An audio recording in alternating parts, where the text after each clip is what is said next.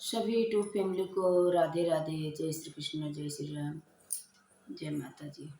सभी फेसबुक को कहवा में राम ते कहवा कन्हैया हो सखिया कहवाई में गणेश तीनहु घर सो हर हो सखिया कहवाई में गणेश तीनहु घर सो हर हो। अयोध्या में जन्मे राम गो मथुरा कन्हैया हो। अयोध्या में जन्मे राम मथुरा कन्हैया हो। सखिया पर्वत पे सखिया कैलाश पे जन्मे गणेश तीनहु घर सोहर हो।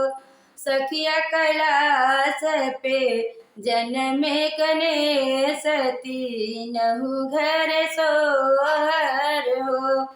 के करनी जन्मे राम तो के करे कन्हैया हो। सखिया के करनी जन्मे गणेश तीनहु घर सोहर हो। सखिया के करनी जन्मे गणेश तीनहु घर सोहर हो। कौशल्या के जन्मे राम तो देवकी के कृष्ण हो। सखिया गौरा के जन्मे गणेश तीनहु घर सोहर हो। सखिया गौरा के जन्मे गणेश तीनहु घर सोहर हो। के हो लुटावैया न धन के हो पटोरवन हो। सखिया के हो लुटावै रुपैया तीनहु घर सोहर हो। सखिया के हो लुटावै रुपैया तीनहु घर सोहर हो।